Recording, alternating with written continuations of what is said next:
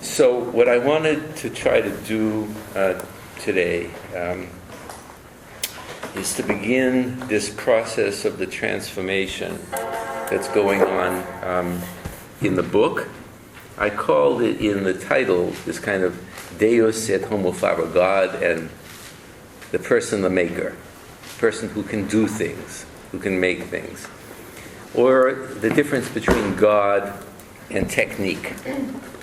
So what I thought I would like to do, just that's the way we've sort of been doing the classes, again, speak for maybe 30 minutes about some things, and then we'll come back to the source, just so I can kind of give you a framework of some issues of orientation, and then we'll take a look closely at chapter 28, and then if we have the time, thanks to Adrian, we'll look at a piece of East Coker, which I think picks up on that whole issue that we talked about. We looked at the Rilke, whether you can speak the truth directly out of your body. So, just a word now.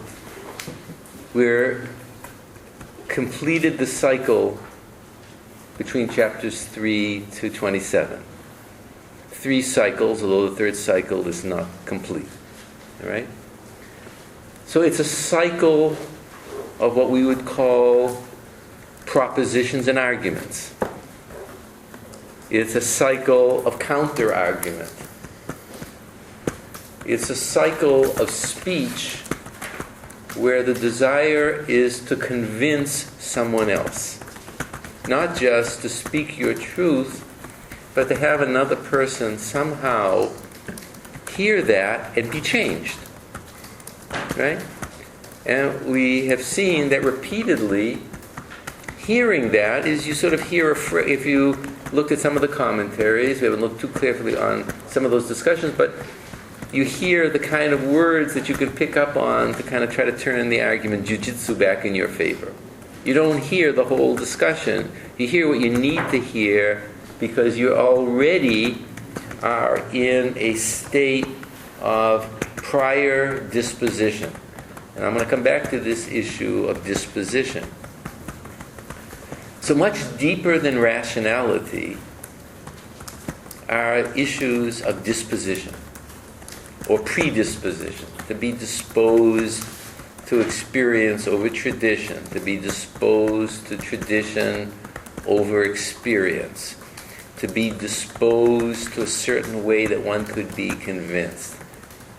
And rationality and forms of reason are built and scaffolded on these dispositions. So in some cases, even the strongest of the rational arguments can't work, or they don't work, because the dispositions are too fundamental. They're too deeply ingrained in what a person might feel to be my minimal stance of cohesion in the world, right? Like, I just can't let go of that, or everything would topple.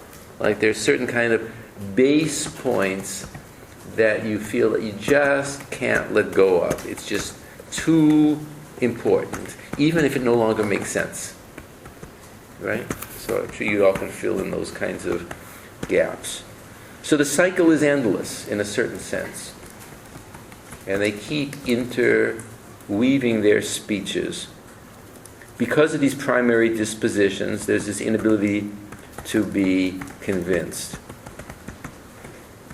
In a certain sense, I jotted down here, there's this kind of compulsive cycle of possibilities. Each of the persons speaks out of a deep inner compulsion of the need to try to present their position as the most real way of understanding the mystery of the universe and the relationship between human action and what one lives and the truth of the universe, and trying to find some form of comprehensible balance between all of that which goes on in transcendence and what you experience, and trying to feel that there is some form of correlation or some form of symmetry, right? Or that the symmetry can be, the asymmetry can be explained, right? What we would call cognitive dissonance, and all the ways that you try to fill in the gaps of cognitive dissonance. Okay? So I sort of called all of this compulsive cycle a kind of theological polyglossia, right? There's just multiple need to keep talking and talking and filling it up with these words. And that each of the arguments works with logic and pathos and an attempt to outshout the other because of a kind of will to power that my argument is better than yours. Right? So within this context, what does chapter 28 begin to do? Right? And to whom is it addressed? It's not addressed to Job. It's not addressed to the friends. Or is it? Or is it addressed to you, gentle reader, who have been swallowed up by the cycle of arguments? And then at a certain point, there's a realization that the narrator truly understands that this cannot be solved at the level of arguments that are put forward. That is not going to work. And there has to be some kind of a shifting of the ground. So there's nothing, as we will see in chapter 28, that talks about suffering. There's nothing in chapter 28 that talks about certain forms of adequate compensation or justice or good desserts or whatever you want to call it in the theological tradition. Right? There's nothing that is said about that. There is, in fact, a new form of questioning. And it's if you have been following the book of Job up to this point, you'll see that its archetypal rhetorical form is the question. Because the question opens up the possibility of knowledge. Right? Have you seen my servant Job? The Satan provokes God. Right? Have you seen him? There's no one better than him. He's on the A team. Right? And then Job will say, should we accept evil from God, good from God, not the bad?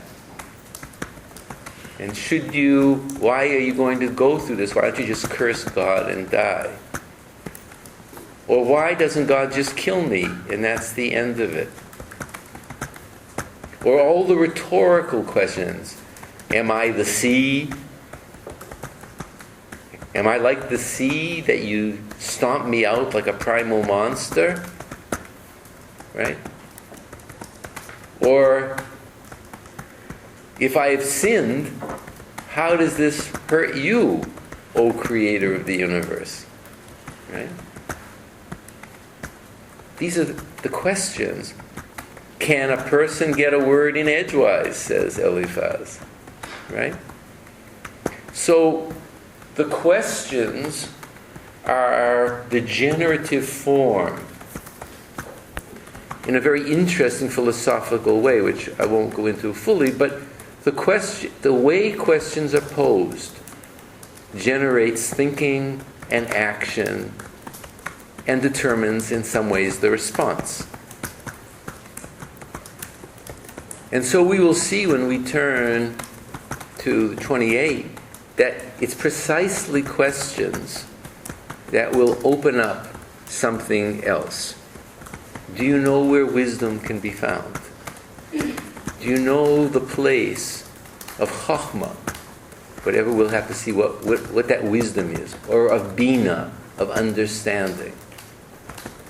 Right?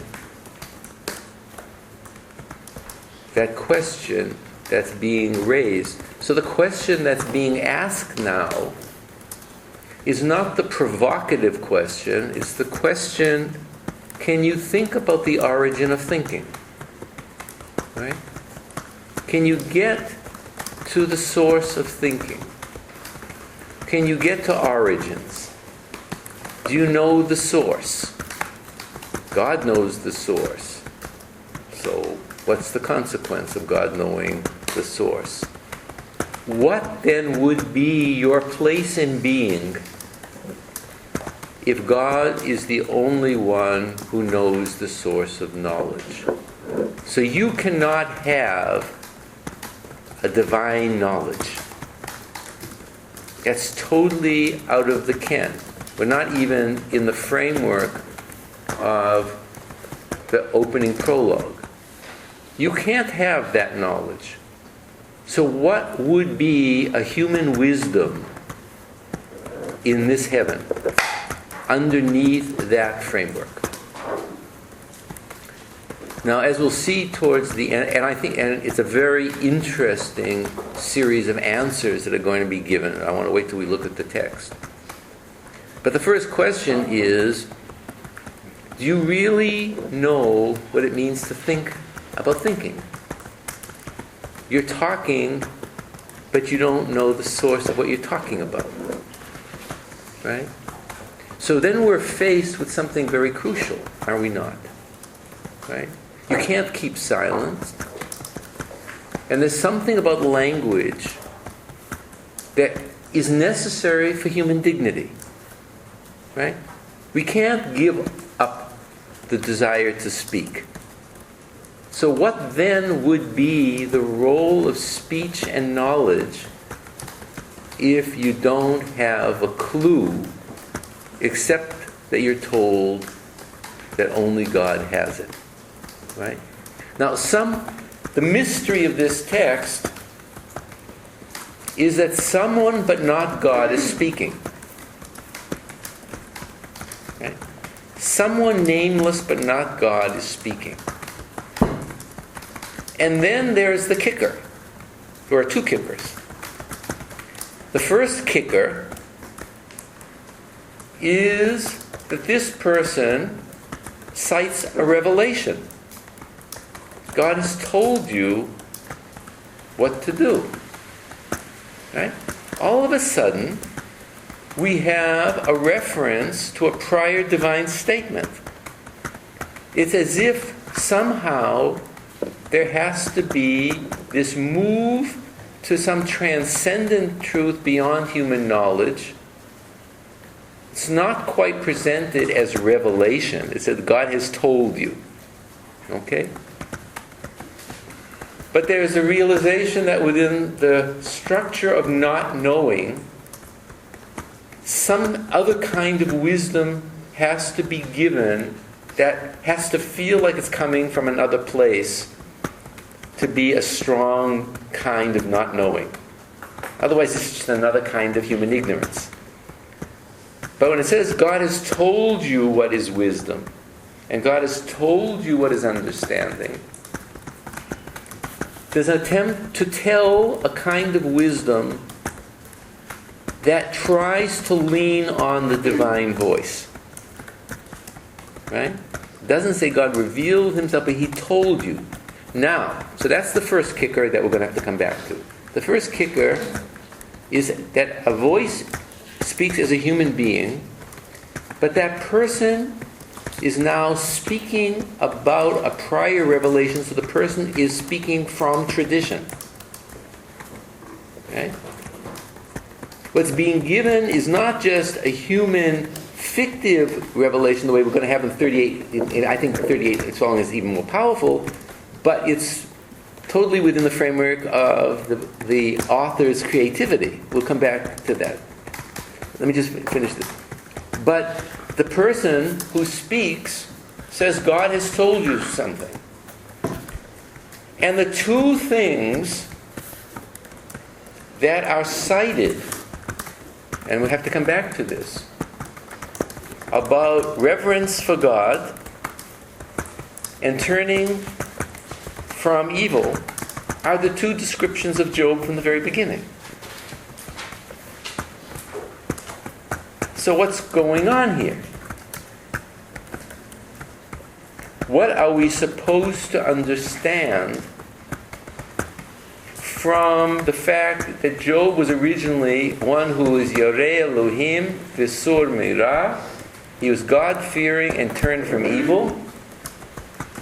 And now we have a statement that God has told you what to do, or He has told you. He said that the fear, now it doesn't say the fear of Elohim, it uses the personal. The fear of Yahweh, the fear of Adonai, is the reverence for God. Whether that has real significance, we can talk about in a second. And turning from evil is Bina. It is understanding. So what has changed? Right? Was Job there all along? Or do you have to, can you have the same values and you have to go through a huge epistemological transformation and even come back to the same values with a new consciousness? And that what seemed like reverence is now different. What seemed like turning from evil is now different because the consciousness of saying those words. We have a limited vocabulary of what's possible, right?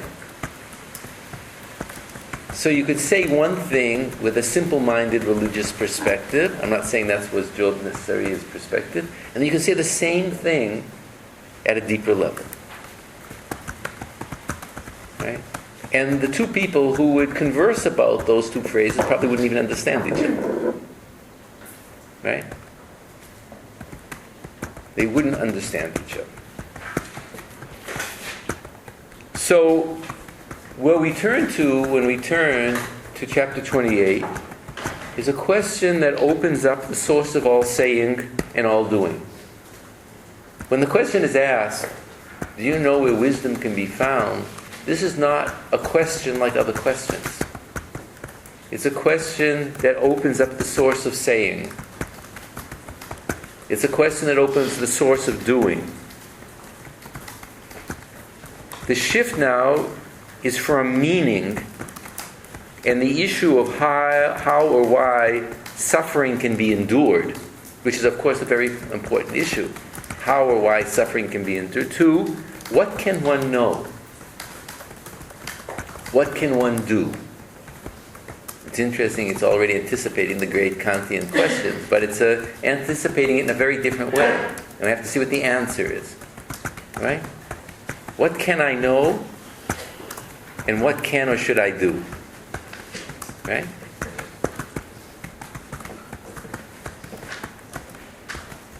These are essential questions. Right? And the book now has opened up these two questions. So what is the limit of logical sense? And is there any sense beyond logical sense?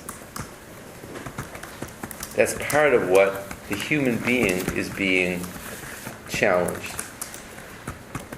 So let me make a couple of other quick points and then we'll turn to the text. So when we turn to this text, it gives an answer. In the cycle of speeches, people were already aware of the abyss of nullity, of not knowing.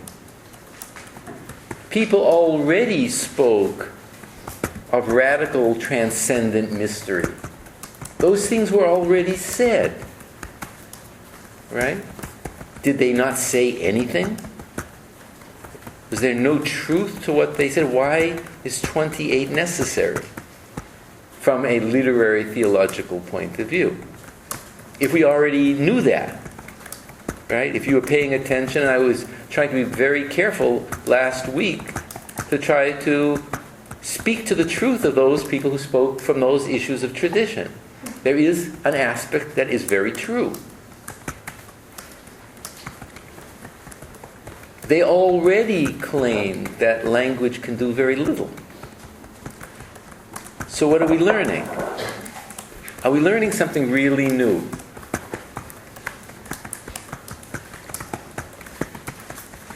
Did we yet learn whether language can speak the truth?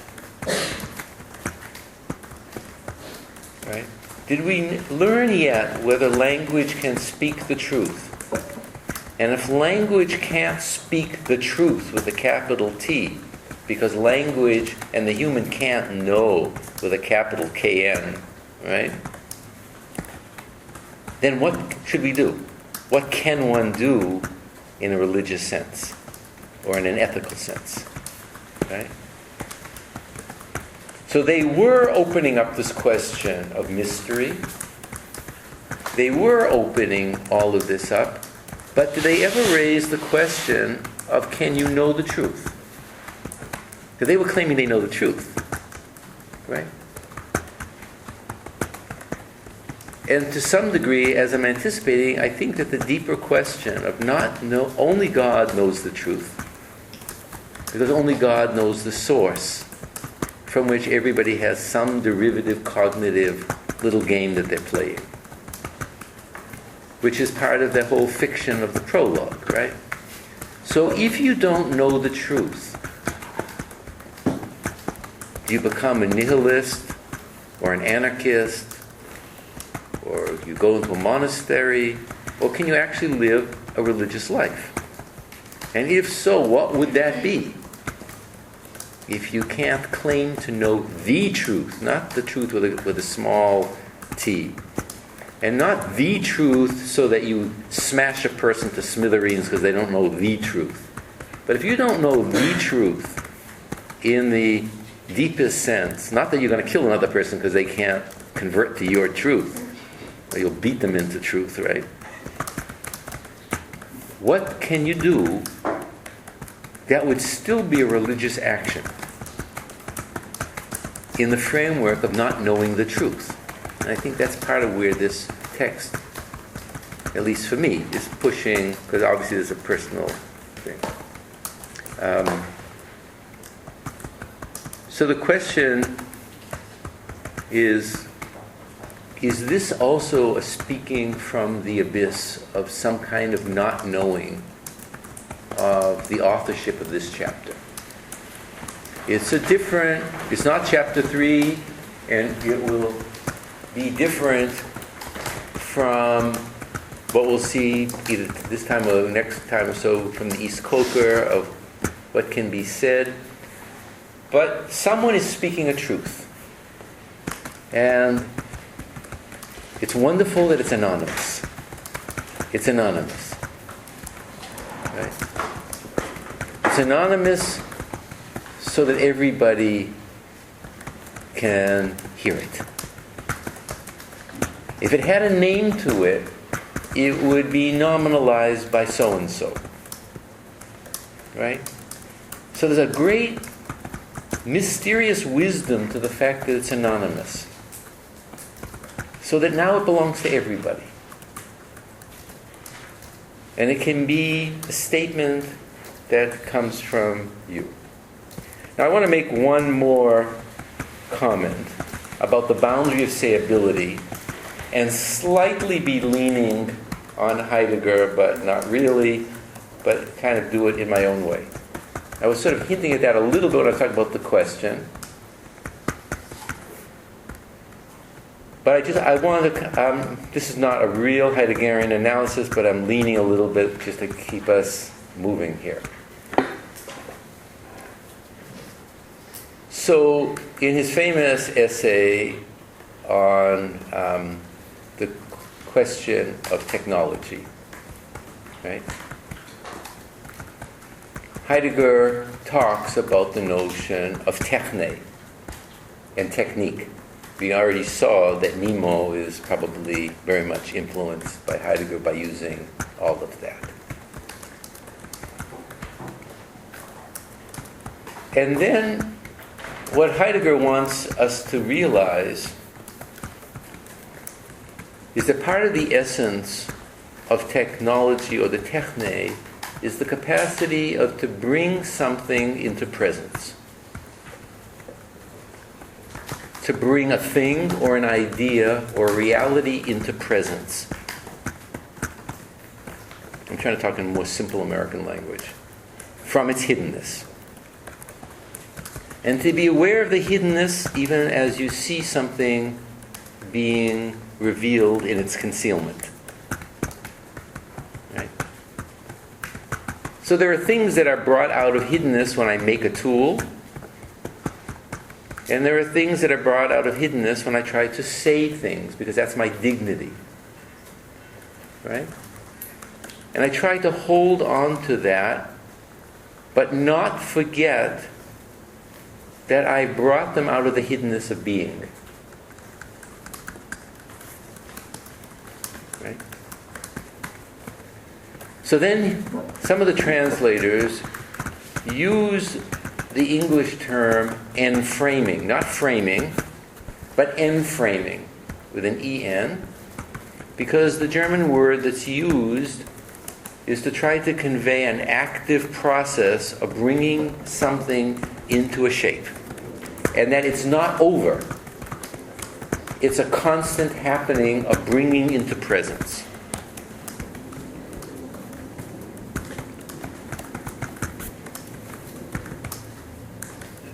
So this leads us to the question that we first started talking about. We talked about chapter 3. It's something that has preoccupied me from before this, and it underlies some of the opening chapters of my theology book, Sacred Attunement. So in a certain sense, I'm leaning a little bit on that in these words. But what I'm trying to get at is the necessity for dignity to bring some form of meaning into language without losing awareness of the depths and non-human nature of what's being brought into presence. So in Sacred Attunement, I talked about the mystery of sound and the way sound can become organized in music or in poetry or in other forms. But one can't forget that nature doesn't sound like a Brahms concerto about babbling brooks. That is a human structuring of sound. Right?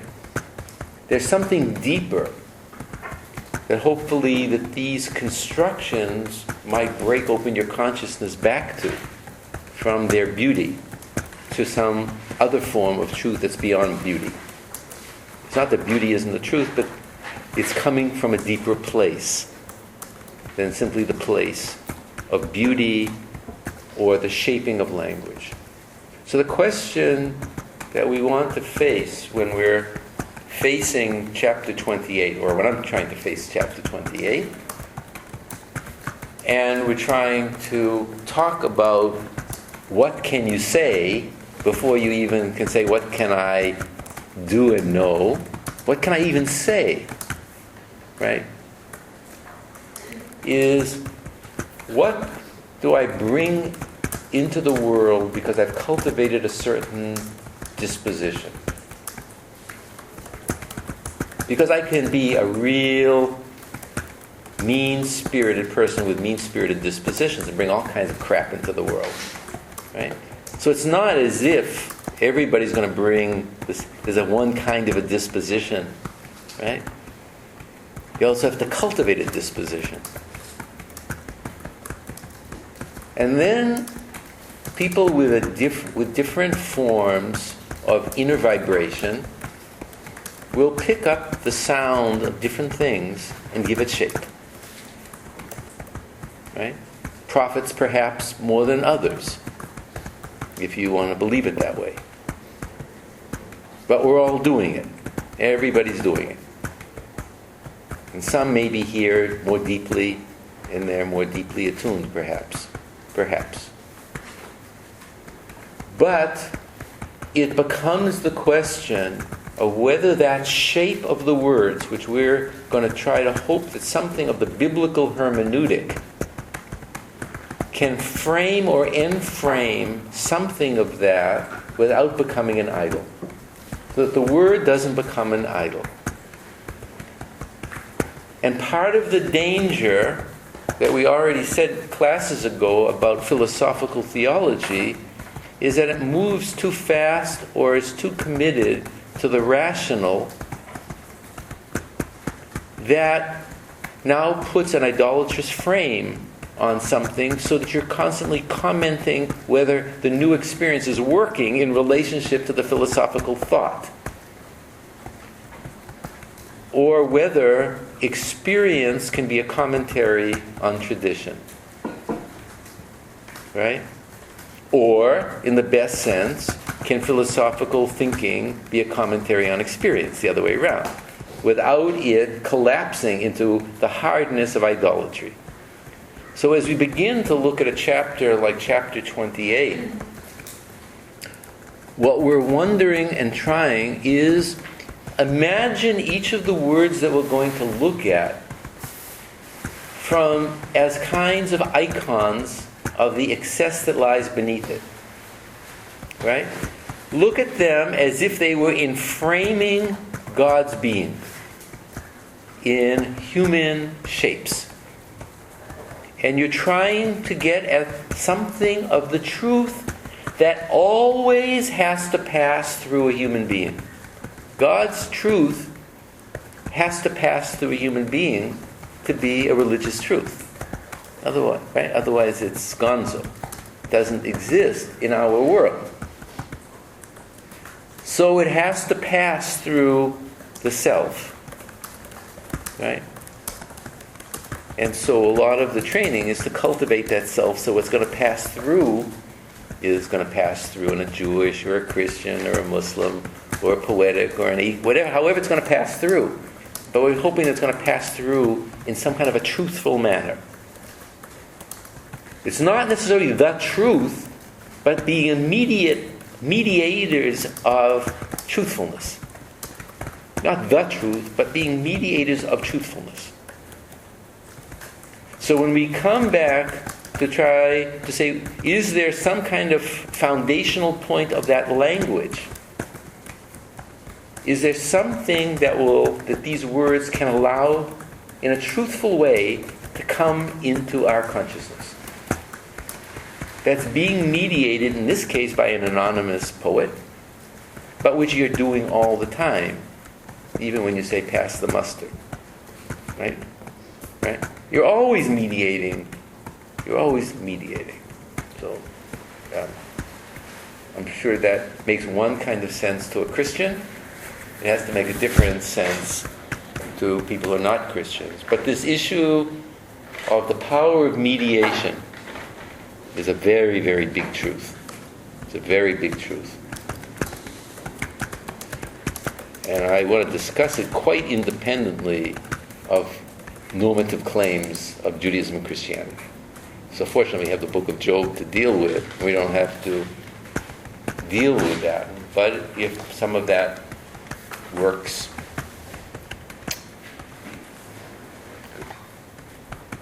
So we want to think about limit speech,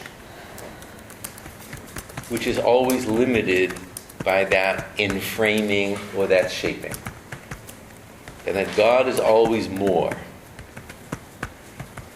Or don't call it God. Call it what you want to call it. Right? But it's always more. And then you have to decide, what are you worshiping?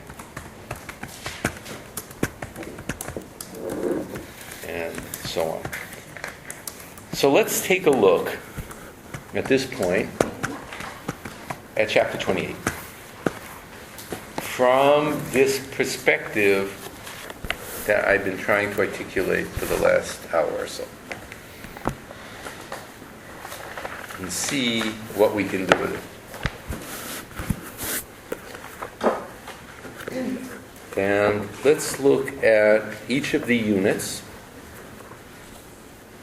And then we'll talk about the whole, and I'll try to give anything. Anybody want, before we turn to the text, does anybody want to say something, shout, scream, leave, go to the bathroom? Yes, we do. Okay. Yes, we do. Have fun. Okay. Okay. Okay. Anybody have Any comment? Anything you want to bring up at this point? All right, so let's begin to look at this. And keep all the things that I'm saying. This may not work for you. I'm just saying what was in my head, but I'm just trying to bring you into another perspective than the perspective you got in other readings and what you might have. So it just adds to the conversation, right? Nothing that I say affects your grade, right? Because I don't know anything more than you know, just different types of experience, okay?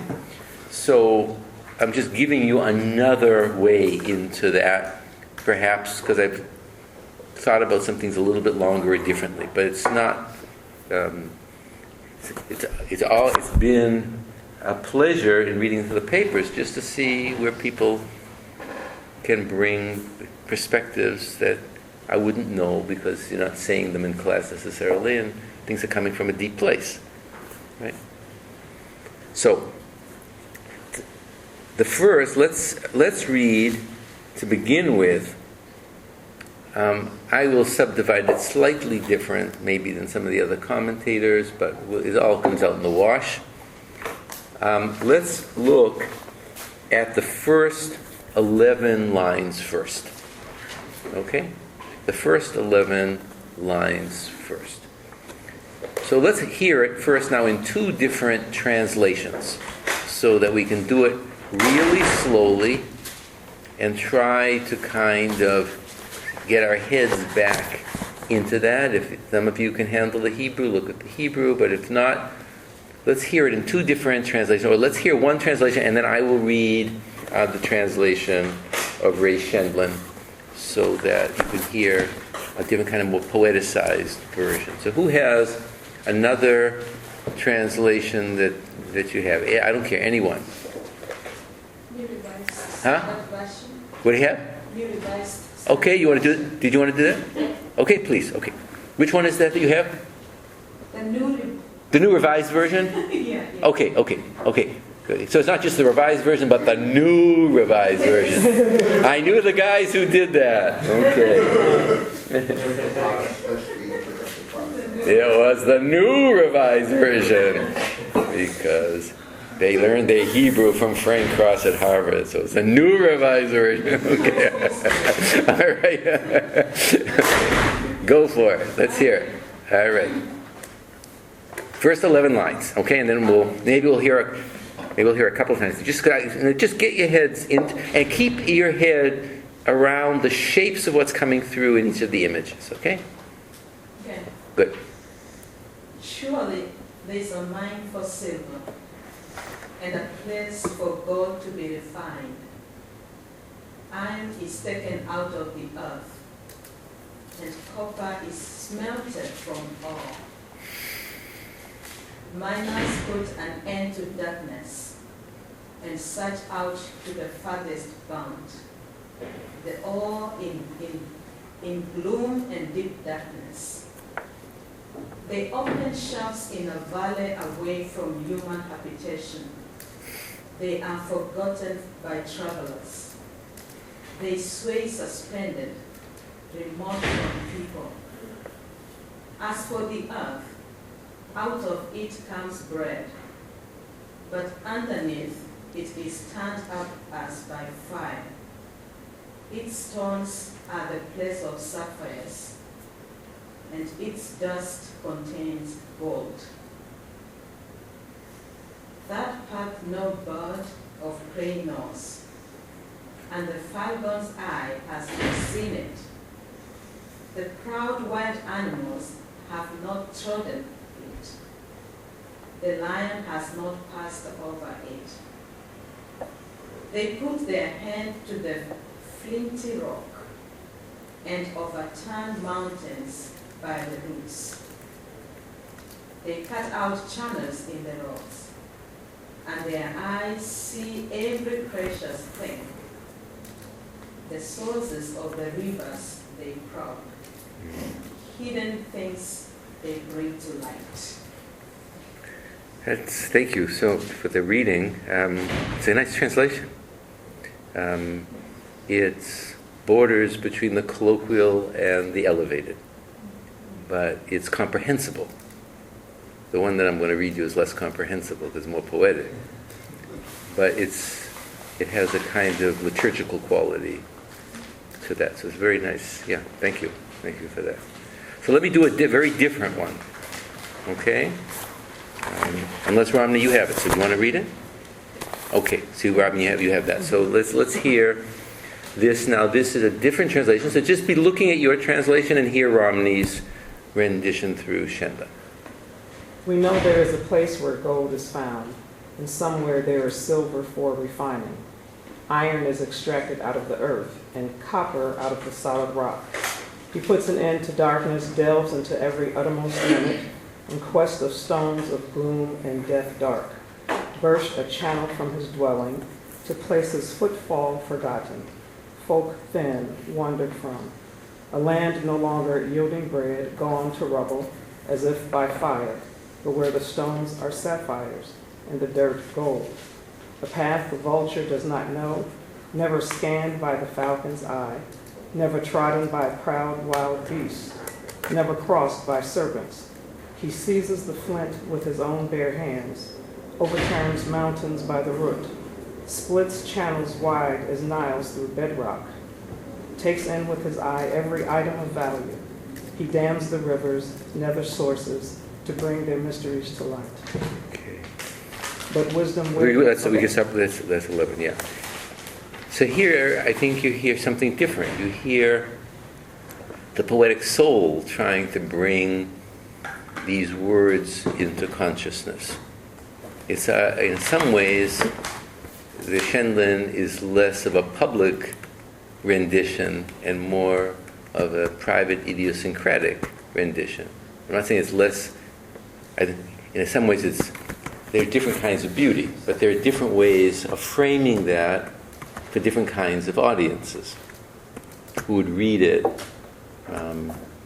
And the new revised version, I think, stays a little bit closer to what we would call normal everyday syntax, so that the reader can follow that in a certain, I'm saying this very specifically, there's a certain kind of cognitive syntactic structure. Whereas the Shenlin comes from a different poetic place where the syntax bends back and forth. And in its bending, you're hearing the kind of foldedness of the deeper primary insight. It's as if there was one insight, and the insight is now coming to expression to multiple forms. And it strikes me, or my ear, that that's very different than the NSRVB, or however that is now. But which is closer to everyday syntax. The Hebrew is, I think, more powerful yet because it has a staccato quality and it has symmetrical lines that are often in funny forms of juxtaposition. It's not quite saying it again, Sam, in another form, but saying it again in a way that calls you up short from what you thought you heard the first time. So there's a very different power, but we have what we have as we're reading it. So the first kind of, let me make a couple comments, then I want you to kind of jump in. What's interesting from the very beginning is that the speaker just speaks in medias res. It's as if he's not hello, I'm the speaker, or hi there, I want to talk to you about this. It immediately starts telling you something about this issue of what humans can do. Right? So this is Homo sapiens. This is a person who's clever. What can people do with their technical skill and their knowledge? With their driving desire to know?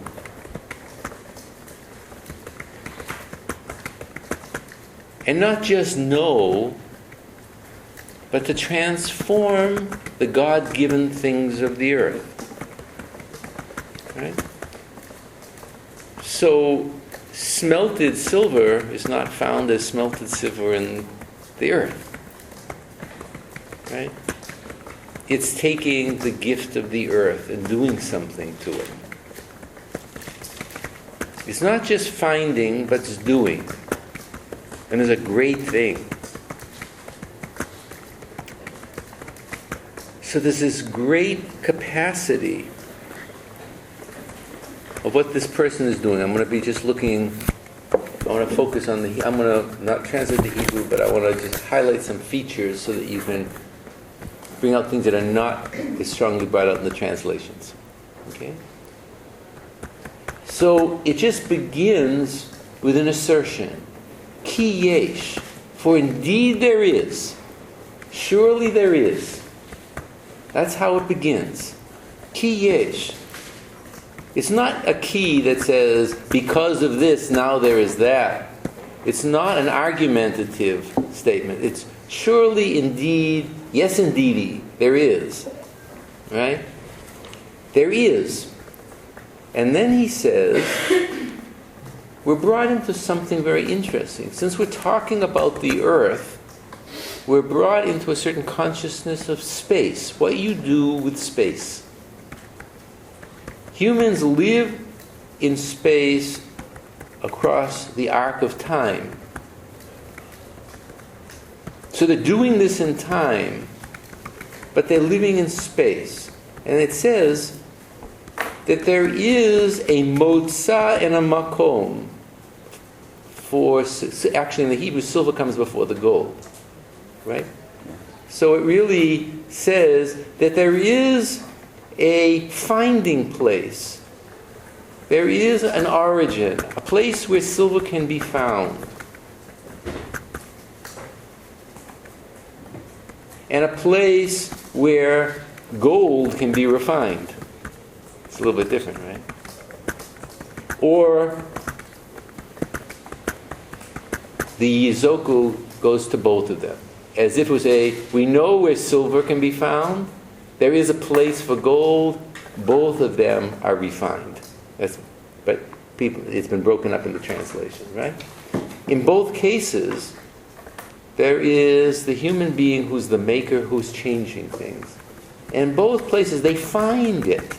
It's not like it is up there on the surface. You have to look. There is an aspect of the scientific quest. Right? The earth doesn't have everything on the top of it.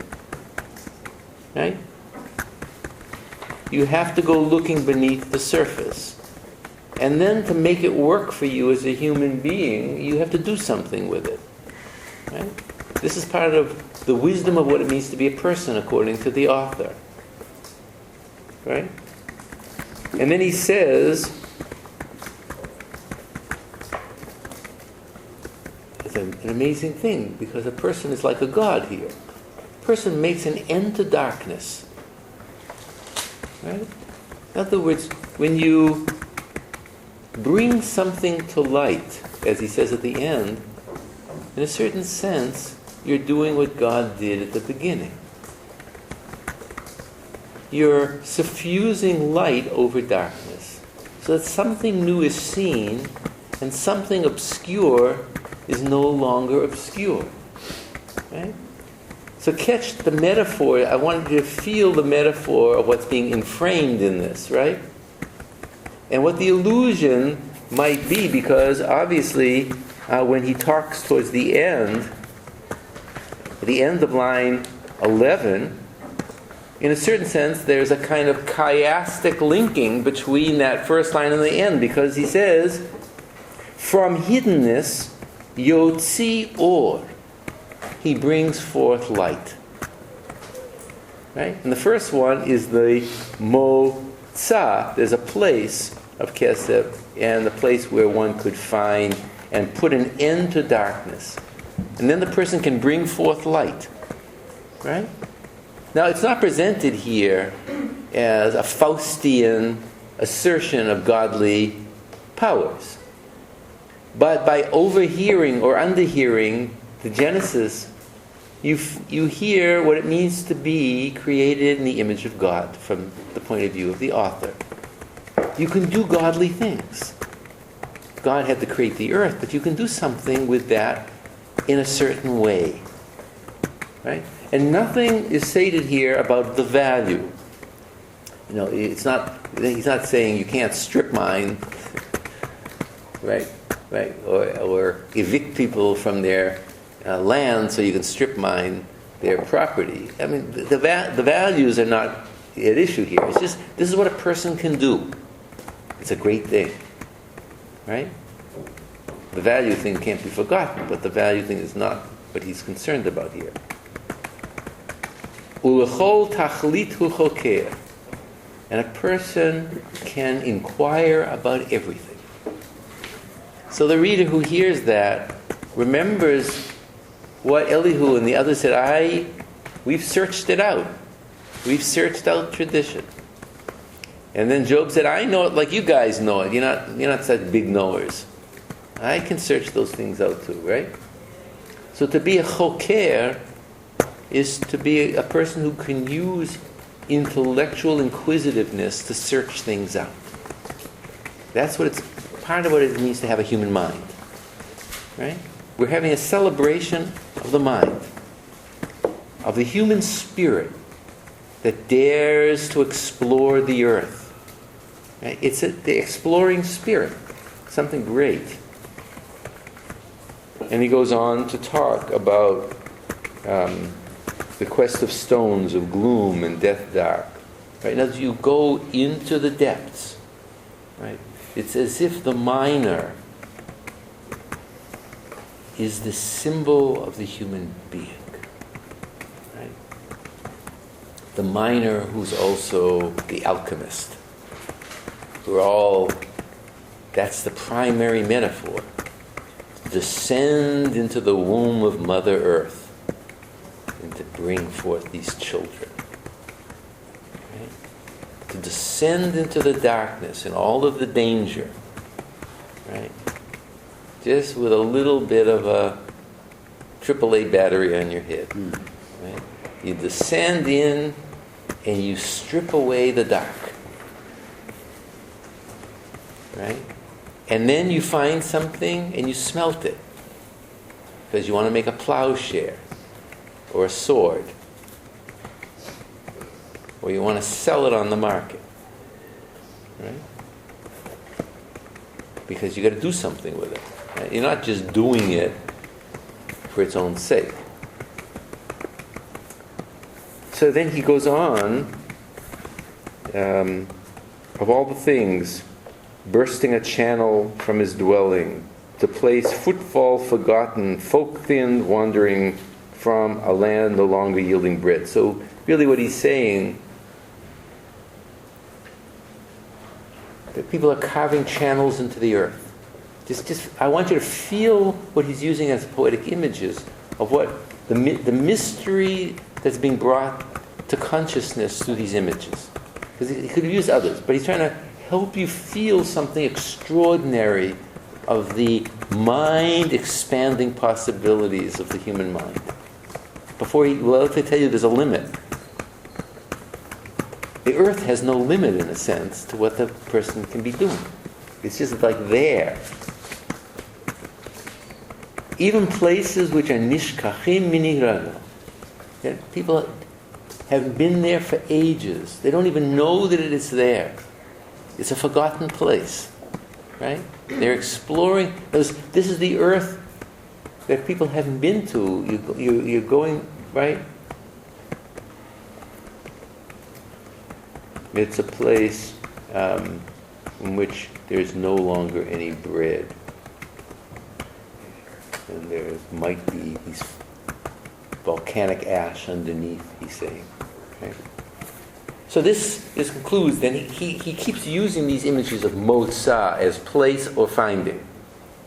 Then he keeps using the place, in verse 6 again, the place of sapphires. Right? 7, the path which even a vulture doesn't know. Right?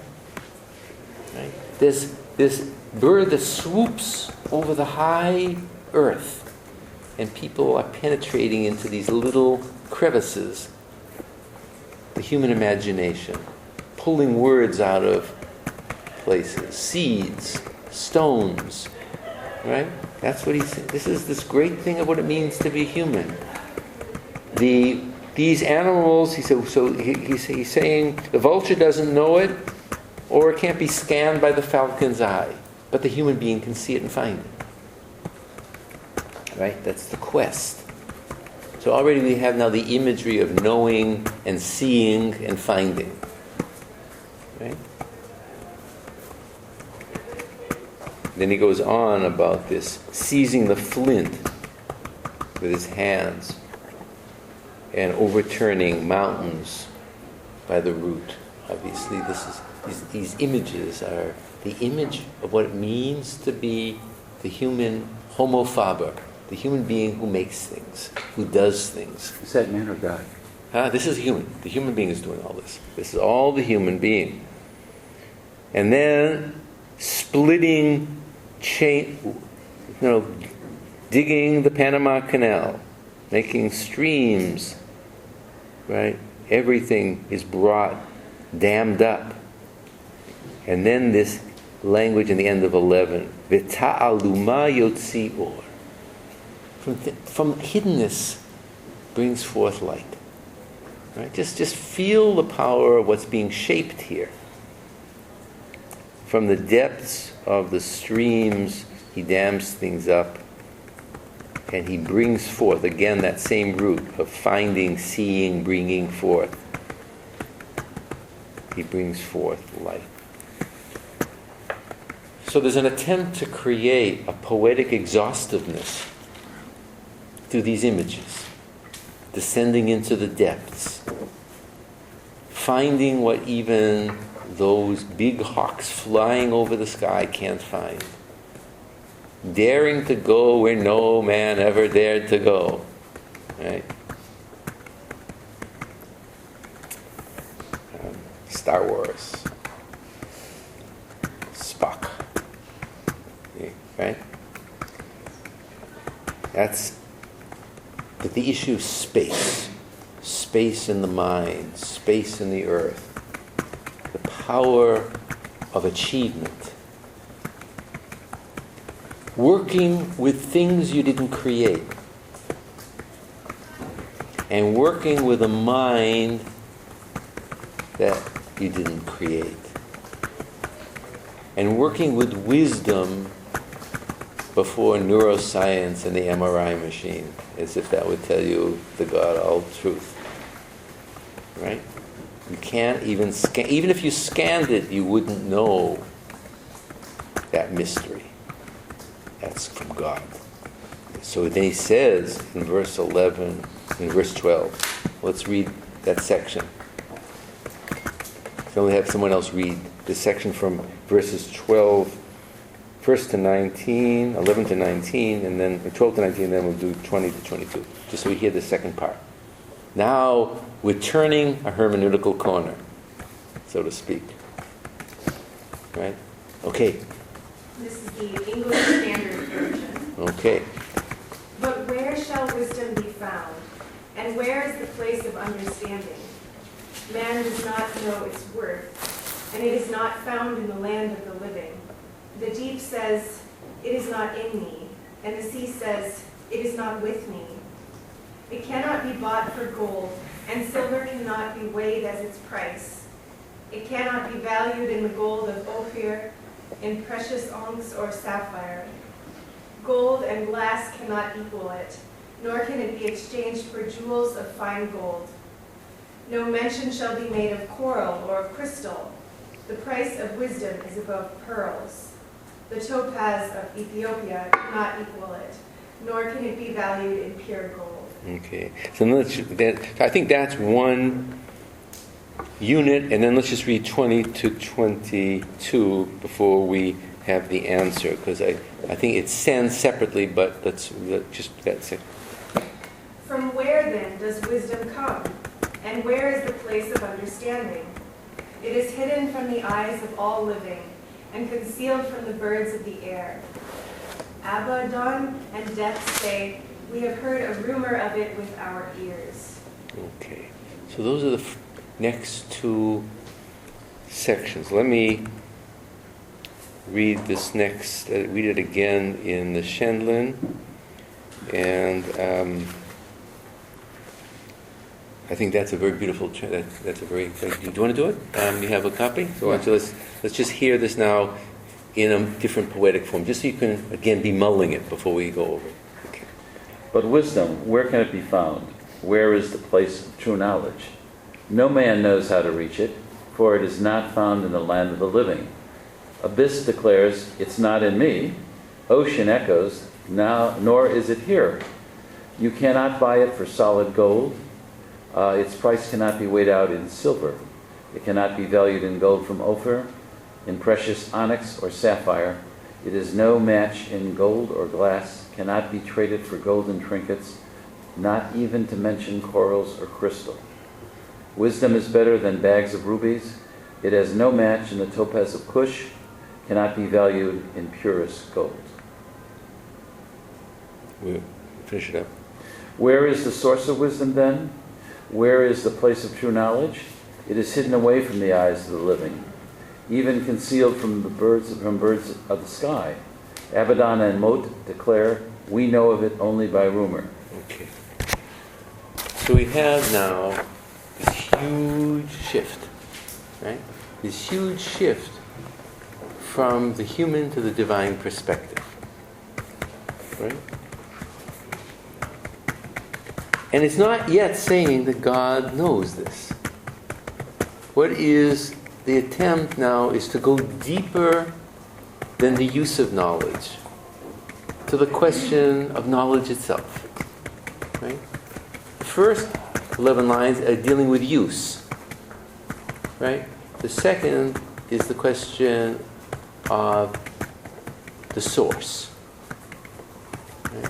So it's trying to get at the question behind the question. What is the source of the mind that you use?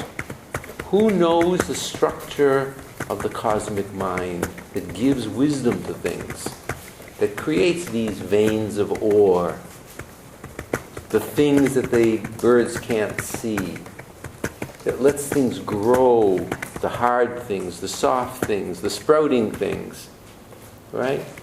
Even these mysterious depths can't know. Abaddon is the place of forgetfulness. It's what the Greeks would call lethe. It's forgetfulness. Right? Mot is death. Right? They even don't have a clue. The birds don't have a clue. And he personifies them. I don't know. I haven't got a clue. Right? It's the voice of being saying that it doesn't know the source of itself. Right? Even the voice of being is given a voice to say it doesn't know its own source. Where can wisdom be found? So again, this language of finding, right? This issue of the quest. Where's the place of true knowledge? So he's using this language. So let's translate here as true knowledge is bina. Chochma me'ayin timtza. And where is the place of bina? So the contrast is between ayin. Where is the whence? Where is the whence of wisdom? And where is the whence of understanding? Right? It's the whencing. Where is it from? Right? It's trying to force you to open your mind to that. Right? It's an aporia. You can't know, obviously. You can't know the whence. You can't know the whence of your knowledge, because we're not talking about the knowledge you picked up in grade school or in a primer book. He's trying to ask you what has given your mind its mind. Right? And he's asking something of the deep wisdom of existence. Right? So it's a very mysterious question. He's not asking you, do you know the DNA of the human body? Do you know the DNA of the plant? Right? He's asking much more than that. Right? It's not like you could then figure it out with your scientific mind. He's using some kind of a primordial wisdom that manifests itself in all of these different ways as their own truthful wisdom. That Genesis 1 was calling the good of it. Right? It gives them this capacity to be and to endure and to propagate. That's something of the wisdom of different things, right? That it can happen and endure and propagate or whatever. Or comes into forms because the earth gets hot and the metals change and so on and so forth. But there's something of chokhmah, of wisdom, that is this, right? So it's not like if you knew the DNA and you could fit it into a tube, then you'd know God's chokhmah, or the source of it, right? We're trying to get way beyond that, or way beneath that. So you have to kind of feel the power of that. It's beyond mystery, right? Because you can't get to the source of mystery. So to say mystery is still hitting the glass ceiling, right? So he's asking something very profound. Because if you look at the other wisdom books, chokhmah, or wisdom, is still a speculative quality. Or it's a technique. And that's what it also means in the book of Proverbs, or Ecclesiastes, or elsewhere in Job, right? It can be some kind of a super knowledge. Or it can be some form of know-how. I think it's even more transcendent than the mythic image that you have in Proverbs 8. Now, I don't have but in Proverbs 8, I think it's around verse 22. So it's talking about where is wisdom, and wisdom is, so it says in the Hebrew, Hashem kanani reshit darko chil dirchav me'az. So God created me at the beginning of His way, at the beginning of the Uz time, not the Oz, but when things were not even quite the then. And then God plays with wisdom as a kind of child on His lap. Later becomes the image of Torah. But in that image already, God creates wisdom at the beginning of God's way. So before God says, let there be light, He creates wisdom. And God pours God's, whatever God is, through the wisdom of chokhmah to do something that works in this world. So even from Proverbs 8, God is beyond that chokhmah, right?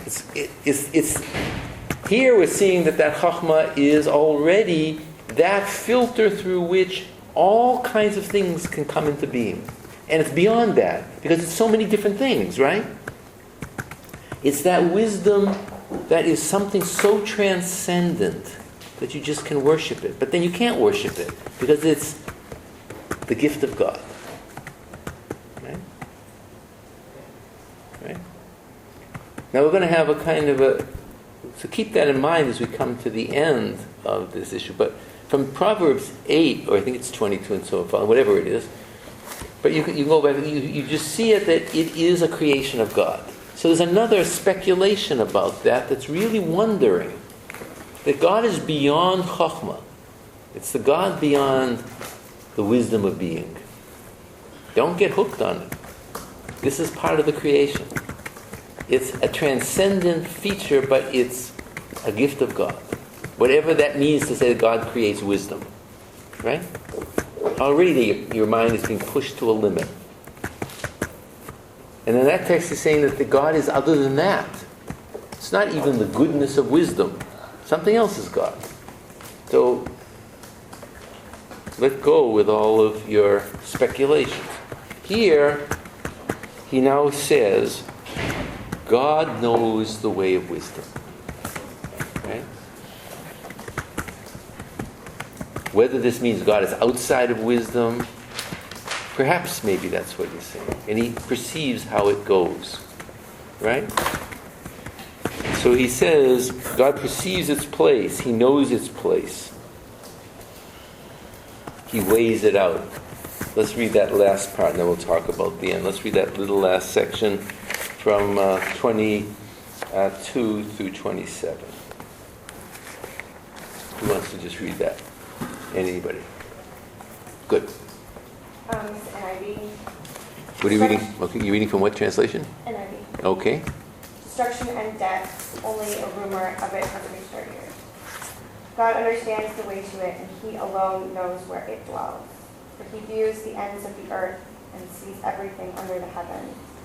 When he establishes the force of the wind and measured out the waters, when he had made a decree for the rain and a path for the thunderstorm, then he looked at wisdom and appraised it. He confirmed it and tested it. And he said to the human race, fear of the Lord, that is wisdom, and to shun the evil is understanding. Okay, so before we get to that, verse 28, God sees it, and he evaluates it. Hechina, he fixes it or establishes it. Vigam chakara is that thing of a human being can be a choker, he can investigate, and God can investigate it. Right? God is beyond wisdom and understanding. God sees it. He knows how it works. He sees into that darkness that you can't see into. Right? Because the image is now dark and light. God it's the seeing into this hidden place that God can do that's even beyond what you can see. Right? It's pushing back. So perhaps, I have no idea, I'm not sure, but perhaps this is like that chapter. That wisdom is other than God, and God knows it. It doesn't say here that God created it, but obviously the writer of this would accept that, and it's not self-created.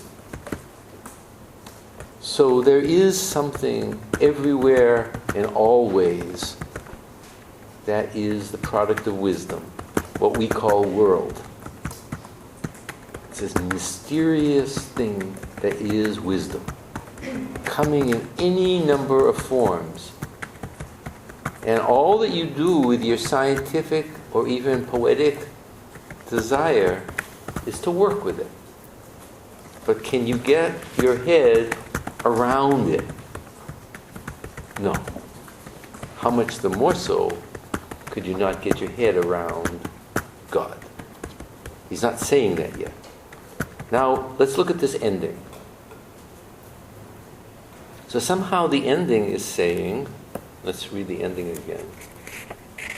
So God knows these spaces, these times, this wisdom. He saw it and appraised it, examined it and plumbed it. And now this, he says, and then he said to man, I'm not sure I like that. Let's see what the Hebrew says. Yeah, I would probably want to say, since it says Vayomer la'adam, and he has said, because he's quoting tradition. Right? He's quoting tradition. Tradition has got there. But it's not the tradition that's going to talk about just balances. Right? What has tradition come to tell us? It tells us two things. Yirat Adonai hi chachma. The reverence of the Lord is chachma. And turning from evil, no harm, is understanding.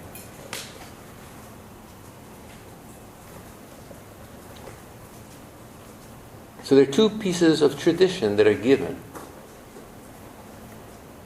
Right? You know this phrase frequently from the book of Proverbs. The beginning of wisdom is the fear of the Lord. This is just a variation of that.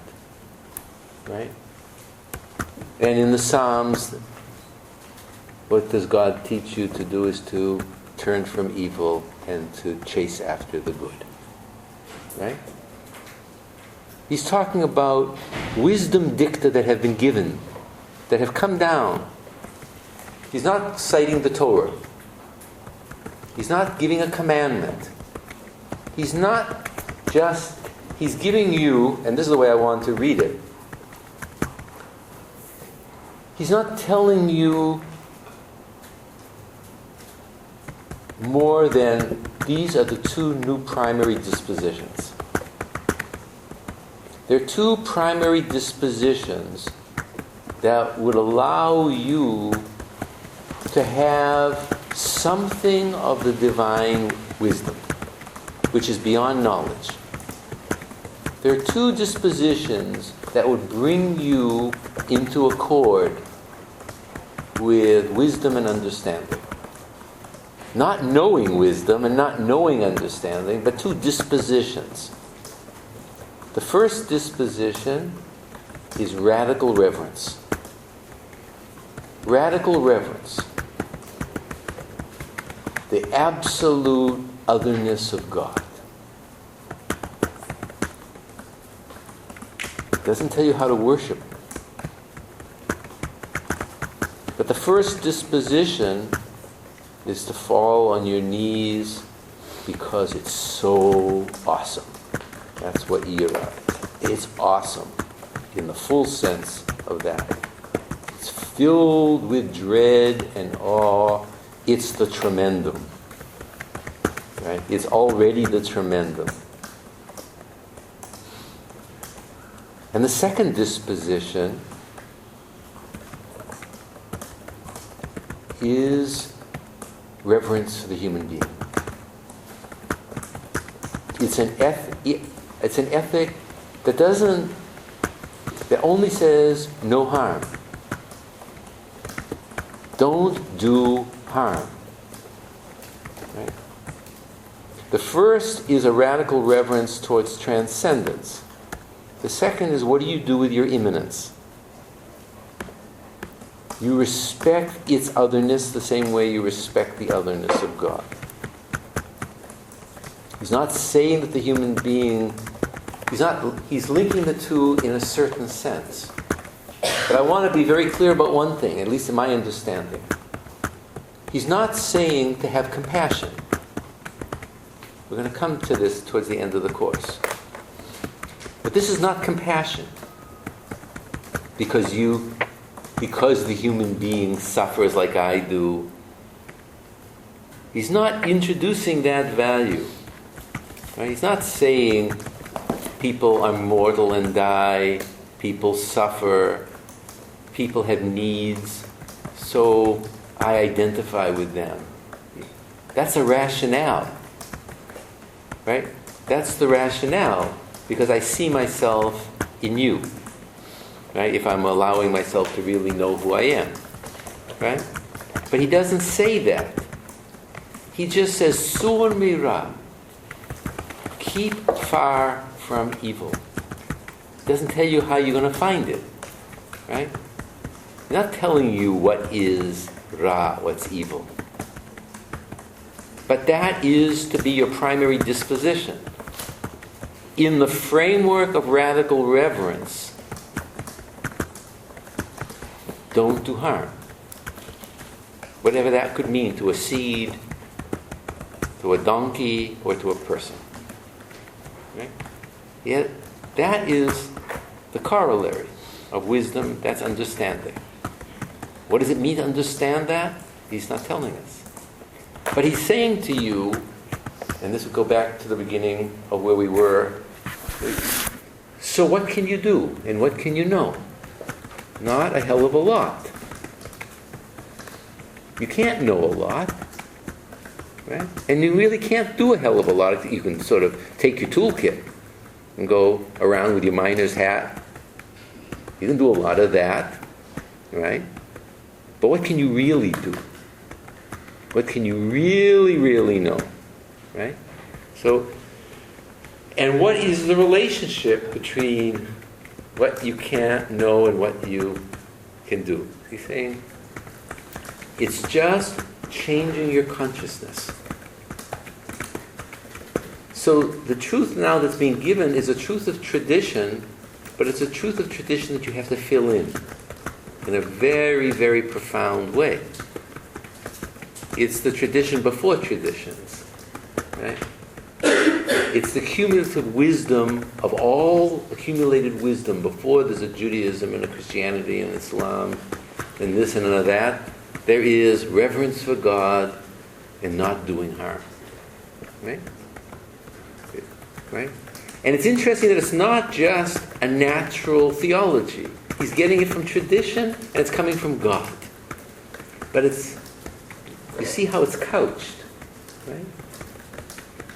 So if you then ask, and then we'll open up for the thing. So then if you ask, well, didn't Job have that at the beginning?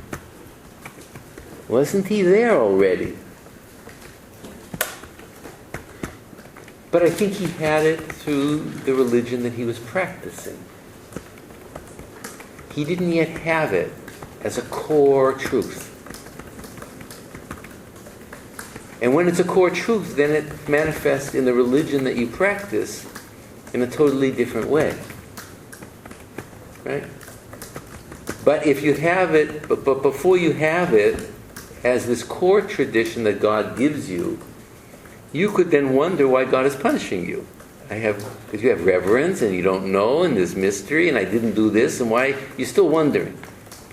This is taking you into a different mental place where those questions don't arise.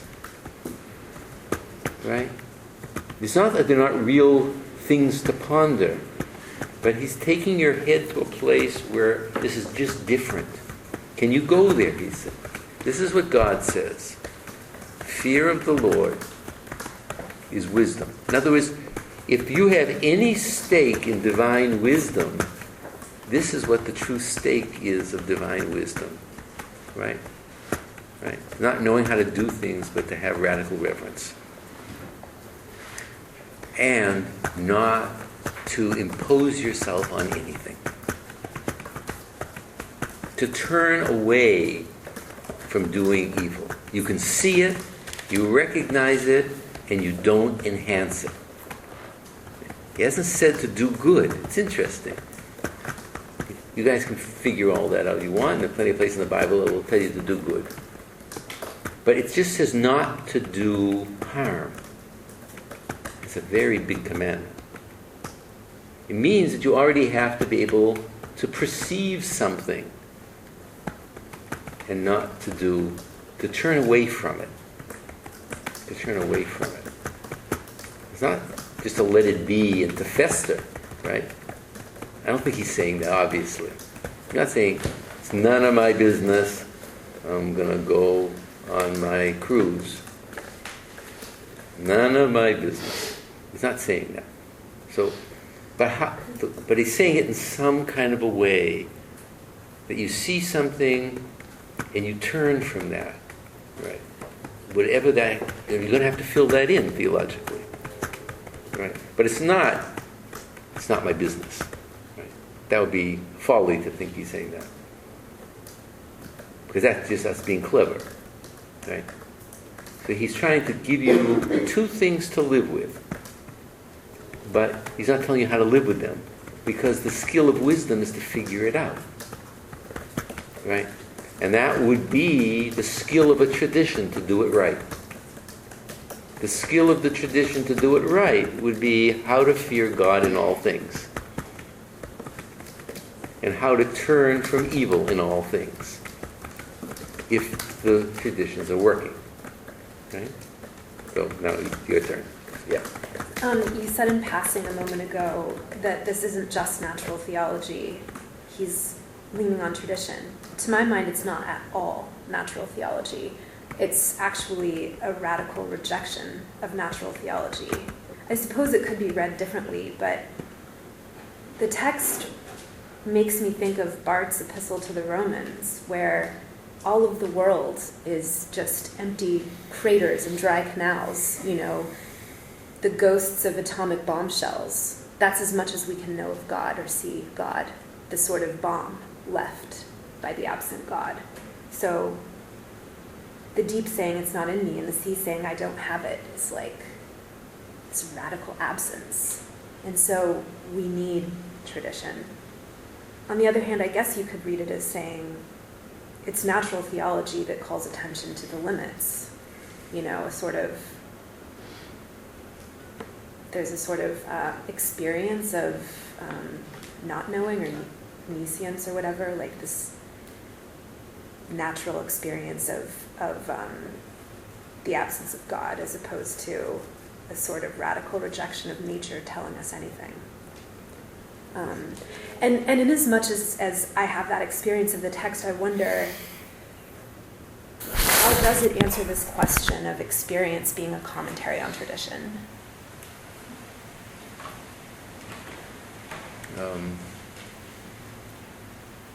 If it's sort of telling us that the world is just the radical absence of God, or a limit on knowing God. That would force you to bend your tradition into that truth, I think. Right? I think you presented it very powerfully, and then you also said, so you need tradition. But the tradition has to be chastened by this consciousness. I think that's all I could say. It's a chastening of tradition by this consciousness, because tradition can really forget, because it has lots of other things to do. It's very, very busy having a clam bake. Not synagogues, but right? It's very busy having a fun drive, selling little hats and stuff like that, whatever it does. Or even bringing food to the hospital. But it can forget some fundamental things. These are really big things, right? Sharing the ribbons of old ladies with little kids. Da-da-da. It's great. But something, it's a chastening.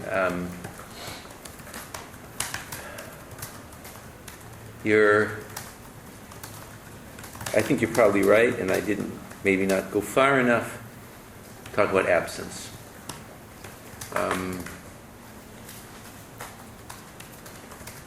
I don't know the best way to talk about this. Obviously, this huge reverence is, you see, it is and it isn't. I don't know. It's, at some level, there is this really radical epistemological absence. I would say it this way. It's an epistemological absence, but it's everywhere present in the wisdom of the world. So you can't forget that. But, so there is this wisdom in the world, and if you're a religious person, that's something of God's doing, right? But at the same time, there's this huge epistemological absence that the author wants you to really try to fall on your face about, right? So he has never denied the capacity to hunt and peck and be a little woodpecker in the world, right? It's a good thing. Woodpeckers have to find worms and eat them. So do you, right? So you go online and you're a woodpecker. And Amazon gives you the worms. Banging the keys with your nose. So there is this kind of true absence and a true presence. Otherwise, you just turn your skill has no value. He's trying to say, what is the value that underpins all of that? It's a reverence. Right? Now, he hasn't told us that you need that for technology, but God knows we know that. So that's how I would begin to answer you. And I think that's how he would answer you, because we're trying to answer you not perhaps in the way you were hinting at from a Barthian point of view, absence as not providentially present. He's not concerned about providence here. God's not Satan who goes around with his magnifying glass. Right? That's the Satan's job. He's got a big, big magnifying glass. Here he comes. So duck. Right?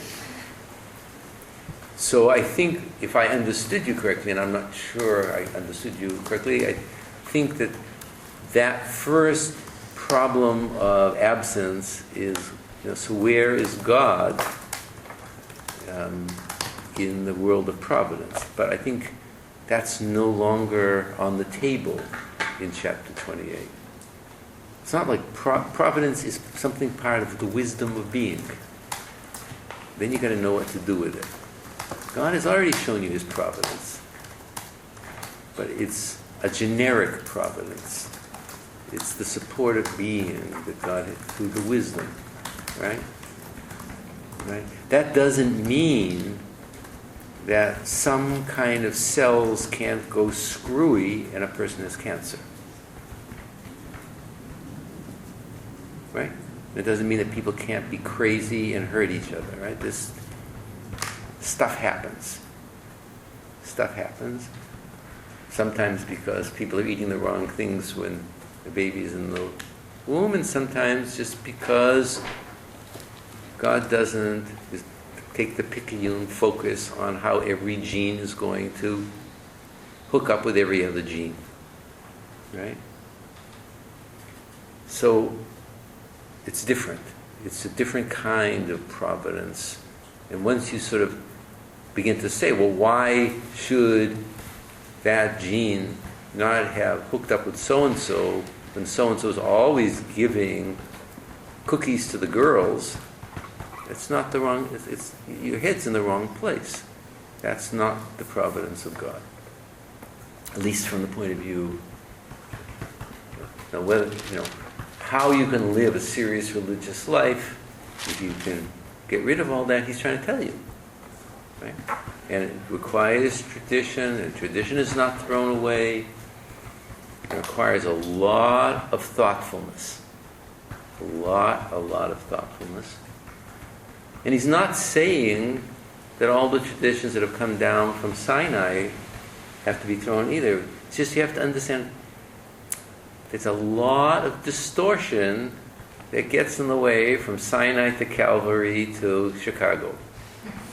It's constant. There's a hell of a lot of distortions going on. Mishearing. It's like the telephone game. What'd you say, God? Right? It's like the telephone thing. Right? And it keeps getting lost and muffled. So chapter 28 is trying to somehow get back on a serious wavelength that passed through Sinai and Calvary, came to Chicago. But it gets messed up because it's going through all of your heads and my heads. Sometimes Moses' head, he got a little angry. Jesus got a little angry. Everybody got a little bit screwed up a little along the way, right? So it gets a little bit kooky. So that's part of what it's being said, right? It's, trying to get back to that primal thing, but it's not a simple commandment, okay? With you now you know what to do.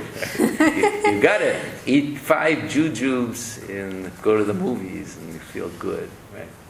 Oh, so that would be great. We used to think like that, right?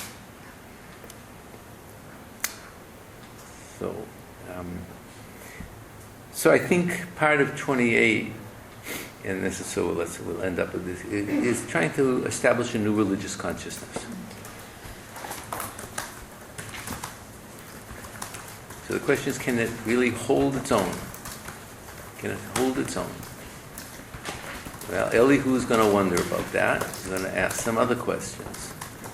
Maybe he wasn't eavesdropping on chapter 28, so he comes in, hello, I'm arriving, here I am, I got something to say. Right? And he didn't stop off and read chapter 28 on the way. And then we'll have the voice from the whirlwind, which is the human voice from the whirlwind. Right? It's talking about how God would speak from the whirlwind from another point of view of wisdom. And then we'll see if there's anything more. But even if we only stopped here, there's a great thing. It may be, I think that the end will say something else or in addition. I don't think it's going to negate any of this. And maybe you have to go through this even to be ready for all that other stuff. But you have to get through the jibber jabber of I'm right, you're right. Is it going too far or reading anachronistically to say that chapter 28 is telling us or exhorting us to see that theodical questions or questions of theodicy are the wrong questions to ask? It just, he doesn't, in other words, to say that is to get into the game. Right? So there's a certain point that you just have the insight. I'm not going to go there. There's no reason to go there anymore. Because I'm just going to stay in that game of that rhetoric. And I can see from chapters 3 to 27 where that's going to lead me. It may be a truth, right? And people who are there say that's the truth. This chapter is saying, you got to let that go. So I think it's a question for you to ponder how much of the truth you want to retrieve from the cycle of narratives. I don't know. I find it very powerful as a regrounding of the mind that doesn't lose anything of religious consciousness, it doesn't lose anything of moral consciousness, doesn't lose anything of tradition, but it tells you how to kind of reset. It's a kind of a reset button, right? God said, fear of the Lord, turn from evil. That's the reset button. Right? That's a very primary. That's all. I think that's all.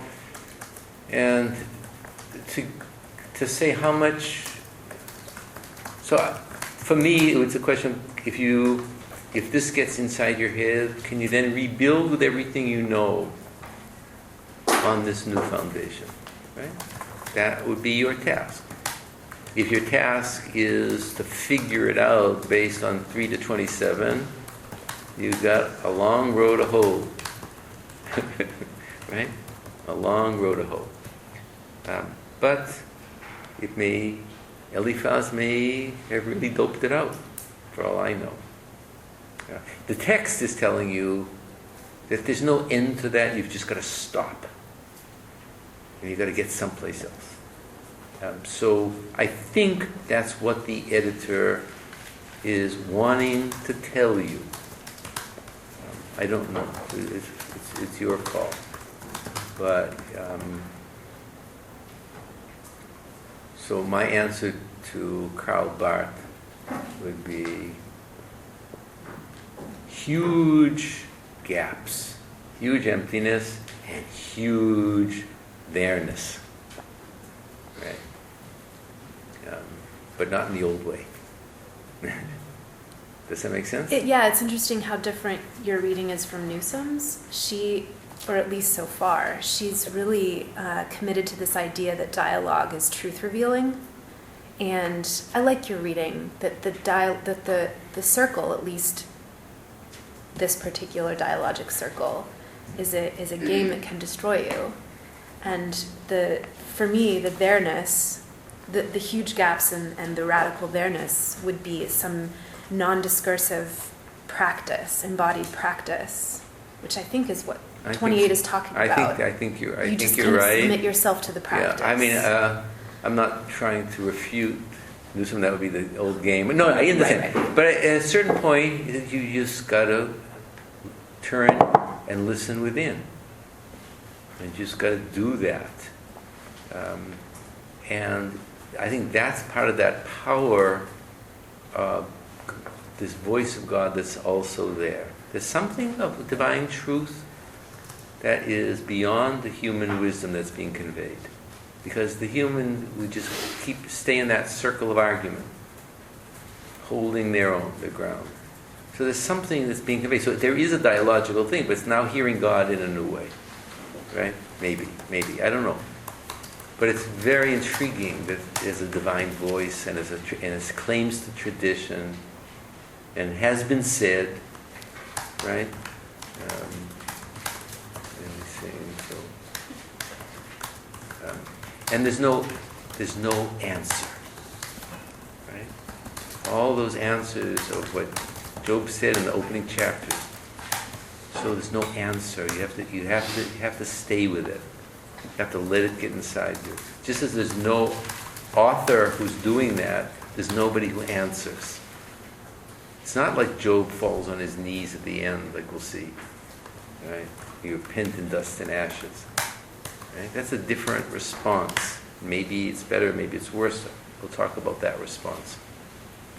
But here, we don't know who's speaking, who's addressed, and what do you do with it. Except to have a good week. Okay? See ya. Yeah. Or have a good thought. All right. Take care.